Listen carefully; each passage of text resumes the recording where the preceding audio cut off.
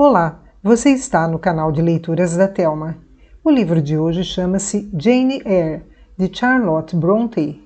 Narração, Thelma Schinkelmann. Capítulo 8. Pouco depois, deram as 5 horas. As classes formaram e passaram ao refeitório para tomar o chá. O crepúsculo já invadira a sala. Desci do banco e refugiei-me num canto, sentando-me no chão. A força que até então me amparara começava a desvanecer-se. Deu-se a reação e o pesar que me acabrunhou foi tão grande que me estendi ao comprido, com o rosto contra o soalho, que as minhas lágrimas regaram. Ninguém me animava já. Faltava-me a presença de Helen Burns e, sem forças, abandonei-me por completo ao meu desgosto. Tantos esforços tinha feito para me portar bem em Lowood, tantas diligências para conquistar amizades, merecer o respeito e a simpatia das professoras. E, nesse sentido, os progressos eram consideráveis. Nessa mesma manhã, tinha passado a ser a primeira da classe e recebera de Miss Miller calorosos elogios. Miss Temple gratificara-me pelo benévolo sorriso e prometera ensinar-me francês e desenho se eu continuasse a demonstrar tão boa vontade de aprender nos 2 meses seguintes. As minhas condiscípulas simpatizavam comigo, tratavam-me de igual para igual e nenhuma me aborrecia. E, num instante, tudo se modificara. Ali estava eu esmagada, caída por terra, humilhada. Conseguiria levantar-me de novo? Nunca, respondia a mim mesma, e desejava ardentemente a morte. Quando murmurava estas palavras entre soluços, o ruído de passos que se aproximavam obrigou-me a levantar, sobressaltada. Era Helen, que mais uma vez vinha até mim trazer-me o café e o pão. Vamos, come isso, disse. Recusei na certeza de que se tentasse beber ou comer a mais pequenina gota ou migalha, me sufocaria. Tal era a minha aflição. Helen olhou para mim com espanto, mas, por muitos esforços que eu tentasse, não consegui acalmar a agitação em que me debatia e continuei a chorar convulsivamente. Helen sentou-se diante de mim, rodeou-me os joelhos com os braços e encostou-lhe a cabeça. Nessa posição se conservou, silenciosa como um índio. A primeira a falar fui eu. Helen, para que estás ao pé de uma pessoa que todos supõem hipócrita e mentirosa? Todos, Jane. A Terra tem centenas de milhões de habitantes e só 80 ouviram a acusação.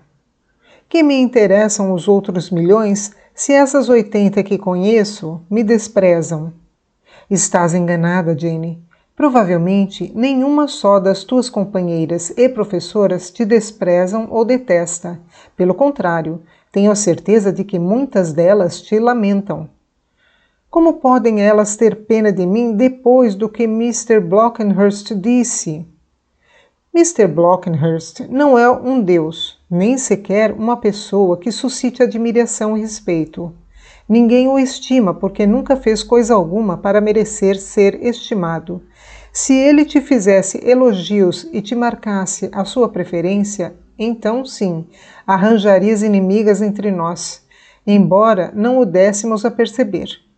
Mas, sim, muitas viriam agora aqui manifestar-te a sua simpatia, se tivessem ousadia para isso. Pode ser que tanto as professoras como as alunas te demonstrem certa frieza durante um dia ou 2, mas apenas para ocultarem a amizade que sentem por ti. E, se continuares a proceder bem, essa amizade manifestar-se-á de forma ainda mais acentuada, por ter sido reprimida durante algum tempo. Percebeste? Além disso... Que mais, Helen? Perguntei, apertando-lhe a mão. Ela friccionou-me os dedos enregelados para os aquecer e acrescentou. Embora todos te detestassem e te considerassem culpada, se a tua consciência te aprovasse e a absolvesse, não devias considerar-te infeliz. Não, de fato, não formo má opinião a meu próprio respeito. Mas isso não basta, se os outros não gostarem de mim. Não posso viver sem afeições, Helen, e se tal acontecesse, preferia morrer.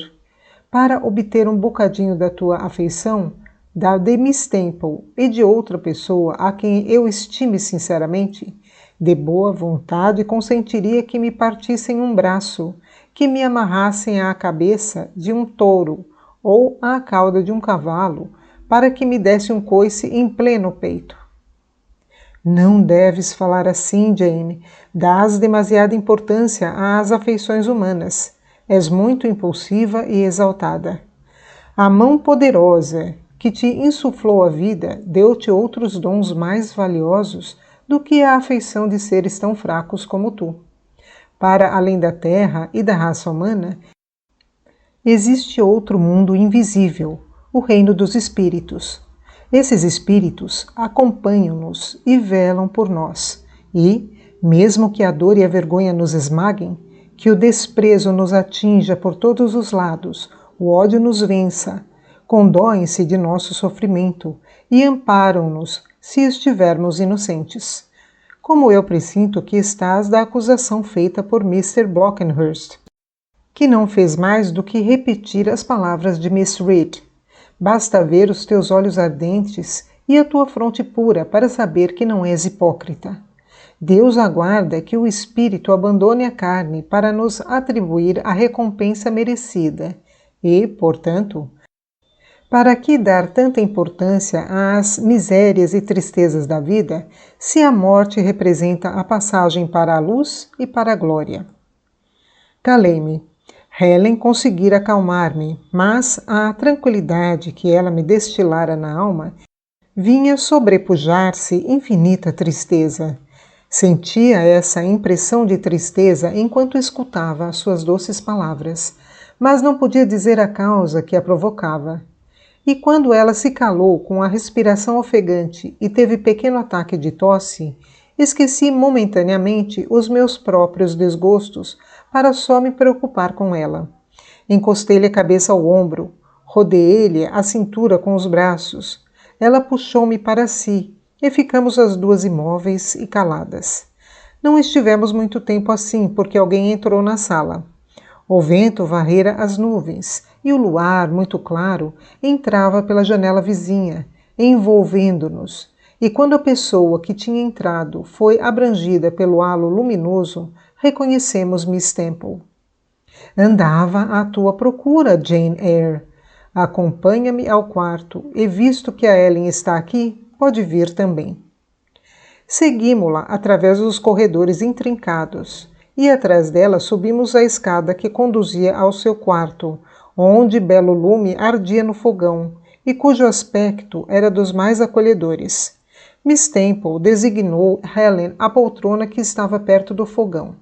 Sentou-se na outra e chamou-me para junto dela.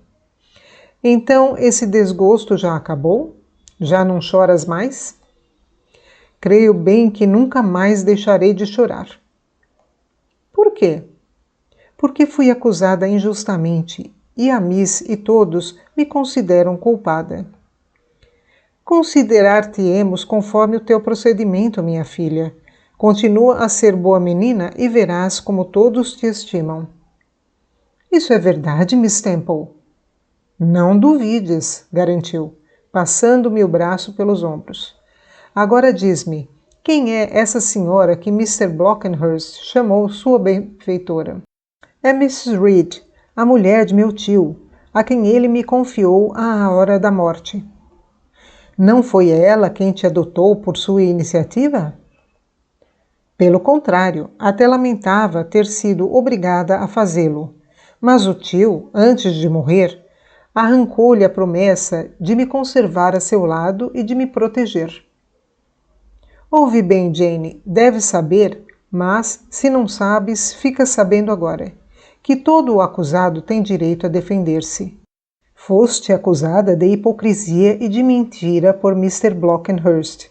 Defende-te o melhor que souberes, mas defende-te com verdade. Não acrescentes nem exageres coisa alguma. Vamos. Prometi a mim própria ser moderada e verdadeira e, tendo refletido durante algum tempo para reunir as minhas recordações e dar uma forma coerente ao que ia contar, descrevi-lhe a minha desventurada infância. A comoção provocada por tão triste assunto e os conselhos de Helen, que ainda tinha bem presentes na memória, evitaram que me deixasse arrastar pelo rancor, e falei com menos ódio e amargura do que usava fazer. As minhas narrativas, assim simplificadas, tornaram-se mais verossímeis. À medida que falava, ia tendo a consciência de que Miss Temple acreditava em mim. No decurso da narrativa, referi-me a Mr. Lloyd, que não esqueci o terrível episódio do quarto vermelho. Nesta altura, deixei-me vencer pela excitação, reflexo daquela que me abalara quando Miss Reed, surda às minhas súplicas, me empurrara de novo para o quarto lúgubre e povoado de fantasmas. Calei-me por fim. Miss Temple pareceu refletir durante alguns minutos e depois disse-me: Conheço Mr. Lloyd e vou escrever-lhe. Se ele confirmar o que acabas de me contar, serás publicamente reabilitada da acusação. Para mim, desde já te considero inocente, Jane. Beijou-me e, continuando a enlaçar-me os ombros, fato que me enchia de prazer, voltou-se para Helen Burns. Como te sentes hoje, Helen? Tens tossido muito durante o dia? A tosse abrandou, parece-me. E a dor no peito passou? Não a sinto tão forte. Miss Temple levantou-se e, pegando-lhe na mão, tomou-lhe o pulso. Depois voltou a sentar-se e eu ouvia suspirar baixinho. Ficou uns instantes pensativa e depois disse, sacudindo a cabeça, como se quisesse afastar preocupações: Esta noite são minhas convidadas. Tocou a campainha e pediu à criada, que logo apareceu: Pode trazer o chá e traga também mais 2 chávenas para estas pequenas. A criada regressou em breve com a bandeja com as chávenas de porcelana, o bule de metal brilhante, e pousou-os na mesinha perto do fogão. Como tudo aquilo me pareceu belo, como era perfumado o fumo que saía do bule, como cheiravam bem as torradas. Infelizmente, fato que me causou grande consternação porque começava a ter fome, eram muito poucas. Miss Temple também o notou e pediu mais, mas a criada declarou que a cozinheira já tinha mandado a ração habitual. Não faz mal. Contentar-nos-emos com estas, respondeu Miss Temple, sorrindo. Mas, quando a criada se retirou, abriu uma gaveta e tirou um embrulho que, aberto, vimos encerrar delicioso bolo. Distribuiu-nos generosamente algumas fatias e sorria satisfeita, enquanto nós saciávamos o apetite e, uma vez pelo menos, comíamos quanto queríamos. Terminado o chá e retirado o tabuleiro, chamou-nos de novo para junto do fogão. Sentamo-nos a seu lado e entre ela e Helen desenrolou-se uma conversa tão brilhante que podia considerar-se verdadeiramente privilegiada por assistir a ela. Miss Temple, de expressão calma, atitude majestosa e modos distintos, nunca se exaltava e, ao mesmo tempo, sabia impedir a exaltação dos seus interlocutores. Havia qualquer coisa nela que impunha respeito e veneração. Pelo menos era isso que eu sentia, mas o que dizer de Helen? A refeição abundante, a temperatura agradável, a presença e a bondade da professora querida, ou, talvez acima de tudo isso, o seu próprio espírito que voava em regiões mais altas, restituíram-lhe as forças enfraquecidas, aviaram-lhe a cor das faces, que até então sempre vira pálidas e exângues.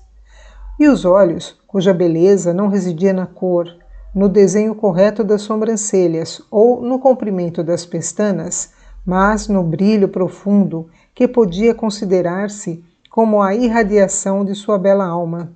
As palavras brotaram-lhe dos lábios como nascente cristalina, fonte pura da eloquência mais profunda. Como seria possível uma garota de 14 anos abranger tão vastos panoramas? Dir-se-ia que, tendo a consciência de sua curta existência, quisesse viver naqueles breves minutos, tanto como os outros viviam com muitos anos. Conversavam em assuntos que eu desconhecia em absoluto, países distantes, épocas remotas, segredos já descobertos ou apenas entrevistos e de livros. Quantos já tinham lido? Como eram vastos os seus conhecimentos! Citavam títulos e autores franceses, demonstrando estar familiarizadas com eles. Mas o meu espírito atingiu o auge quando Miss Temple lhe perguntou se recordava ainda alguma coisa de latim que o pai lhe tinha ensinado e, tirando um livro da estante, pediu-lhe que lesse, traduzisse e comentasse uma página de Virgílio, o que Ellen fez. A minha veneração por ela aumentava à medida que os seus belos versos lhe saíam dos lábios. Mal havia concluído, quando a sineta tocou, anunciando a hora de deitar, não podíamos prolongar o serão. Miss Temple beijou-nos, abraçou-nos e disse-nos à despedida: Deus vos abençoe, minhas filhas. O abraço a Helen foi mais prolongado. Foi a ela quem seguiu com um olhar triste e por quem suspirou uma vez mais, enxugando furtiva lágrima. Logo que entramos no dormitório, ouvimos a voz de Miss Scatcherd, que acabava de passar revista às gavetas e, entre elas, a de Ellen. A minha companheira recebeu áspera repreensão e foi condenada a trazer no dia seguinte algumas peças de roupa amachucada, pregada nas costas. Com efeito, tinha as gavetas muito desarrumadas, murmurou Helen. Tinha tenção de as compor, mas esqueci-me. No dia seguinte, Mrs. Scatcherd escreveu num cartão a palavra desarranjada, em letras enormes e amarrou-o à testa ampla, inteligente e doce da Ellen, que suportou o castigo com paciência e resignação, considerando-o merecido. Logo que Miss Scatcherd abandonou a sala, depois da aula da tarde, corri para Ellen, arranquei-lhe o letreiro e atirei-o para o fogão. A cólera que a sua bela alma era incapaz de sentir refervera todo o dia na minha. O espetáculo de sua triste resignação ferira-me profundamente e todo o dia as lágrimas me escaldaram as faces. Correu uma semana sobre os incidentes acima narrados, e Miss Temple recebeu a resposta à carta que havia escrito a Mr. Lloyd, resposta que confirmava a narrativa. Miss Temple, então, reuniu todo o colégio e, diante das professoras e alunas, declarou que, tendo procedido a um inquérito sobre as acusações feitas a Jane Eyre, se sentia feliz por poder anunciar que ela estava completamente inocente. Um murmúrio de satisfação correu entre as minhas companheiras, enquanto as professoras me beijavam e abraçavam. Liberta do peso esmagador, lancei-me ao trabalho, decidida a abrir o meu caminho e a vencer todas as dificuldades. Trabalhei muito, mas o resultado foi proporcionado aos meus esforços. Consegui educar a inteligência, que não era grande, e semanas depois passei de classe. Decorridos 2 meses, comecei com o desenho e o francês. Nessa noite, ao deitar-me, esqueci-me de saborear a ceia dos Barmecidas, como usava fazer para iludir o apetite. Em vez disso, tracei em imaginação os mais belos desenhos, árvores fantásticas, pássaros maravilhosos, ruínas pitorescas, borboletas multicolores pousadas em flores de sonho. A minha fantasia foi até de admitir a possibilidade de traduzir certo livro de contos que Madame Pierrot me havia mostrado nessa manhã. Mas esse problema não foi resolvido, porque o sono me cerrou as pálpebras. Reconheci então a sabedoria desta sentença de Salomão. Mais vale comer erva e viver rodeado de afeições do que a carne mais gorda temperada com o ódio. De fato, eu não trocaria Lowood, com todas as suas privações, por Gateshead, com o seu luxo e fartura.